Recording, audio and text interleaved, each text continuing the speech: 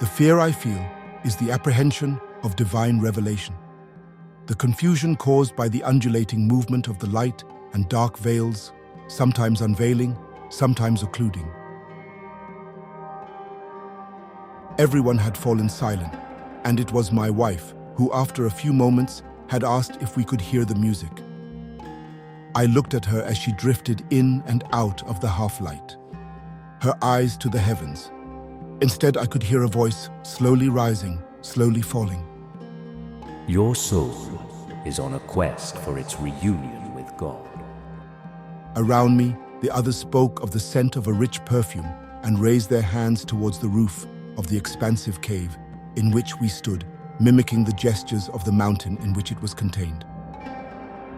That morning, we had joined a tour group to the northwest of the old walled city of Damascus towards the neighborhood of Al-Salihiyah, once famous for its many Sufi houses of rest, as well as the mosque and resting place of Ibn Arabi, the 12th century Andalusian Sufi scholar. It so happened that we were all adepts, seeking the joy and love of devotion. Mount Qasyun overlooks the ancient city and is known to many as a holy mountain. It's been a place of significance for mystics and prophets for millennia due to its prominence in the Quran and other Islamic scripture. Once arriving at Shamdin Square, we began the full ascent by foot. At the top of the mountain, we could see all of Damascus in an unparalleled panoramic view. The Umayyad Mosque at the heart of the old city and modern skyscrapers on the outskirts. After brief salutations and reflections, we were welcomed into the cave known as the Cave of the Blood, Makharat al-Dam. It is here, legend says, that Abel was killed by his brother Cain. His blood had stained the mountain red from its base up to the entrance of the cave.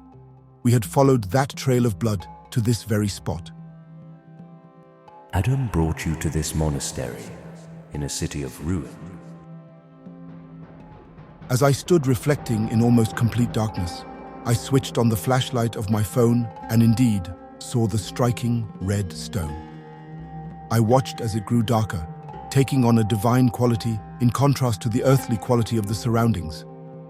It dissolved the veils of darkness that separate realities and occlude from view the mystery of the great name. It offered disclosure of a sort my soul felt not yet readily prepared for. A miracle, a divine irradiation of the one true essence. I looked around to consult my wife or other members of the party, but I was alone, shrouded in the brightest possible light, fluctuating in beams. I found myself at the entrance of the cave, where before me, as if rising from the base of the mountain, a vast fabric, stained red, took into the sky, like a great sheet being raised by an unseen hand.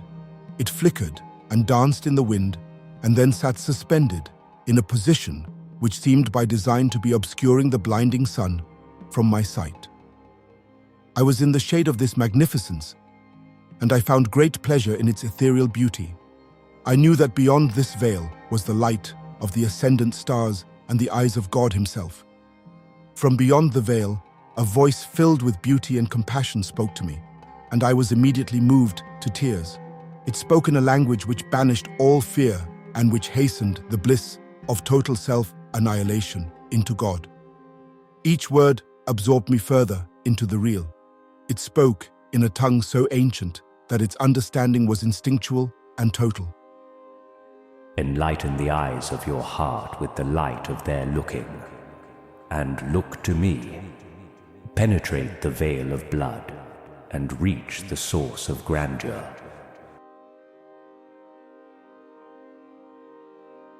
Here, I am made manifest, a functioning aspect of the great hidden, enjoying the tender pleasures of the gardens. You, who are the two sons of one man, must know that only with absolute abandonment will you see the garden of the ascending path, and rise beyond the veils of your station to where former and future lives are lived concurrently, to where nothing has passed away, where the only movement is the movement of the cyclical soul, everything expanding and contracting, giving and naming, where the way is in circles and where there is no straight line.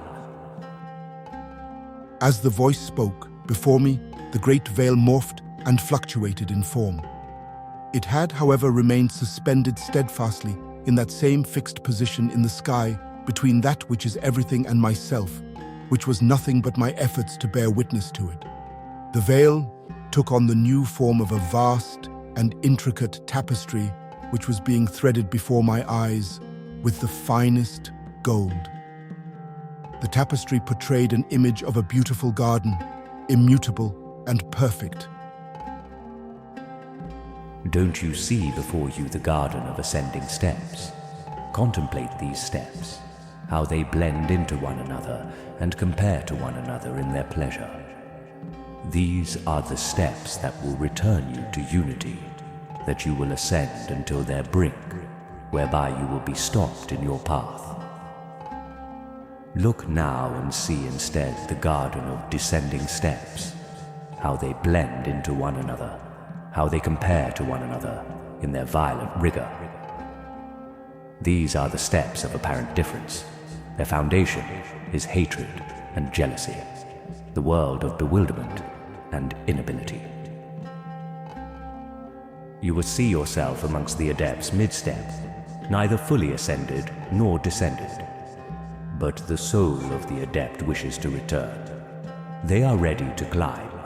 The power of ecstasy has conquered them, and their state beckons you. You see a great light, and the light comes from yourself, and you swing like a lamp in rapture. And as you take a faltering step, veils are lifted, and veils descend, and the forms of the sons of Adam are revealed onto you. And you see your own form among them, and you are the sons of Adam, and in it you recognize the moment, a recreation in crimson, and your foot slips from the marble step, and your knife plunges, and in that blade 100,000 multiplicities are longing for unity, and in this act of self-annihilation, you will feel God in your heart, and feel yourself in the heart of God. And the river of blood will once again flow down the mountain, descend the steps, and flood the town.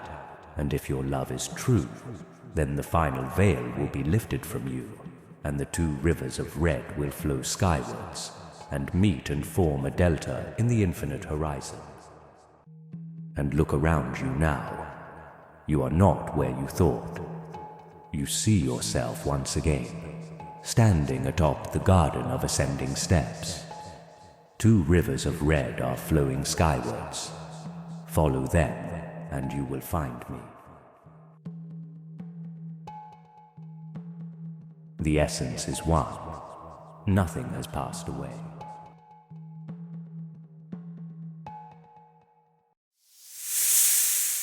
DeepSNAKES.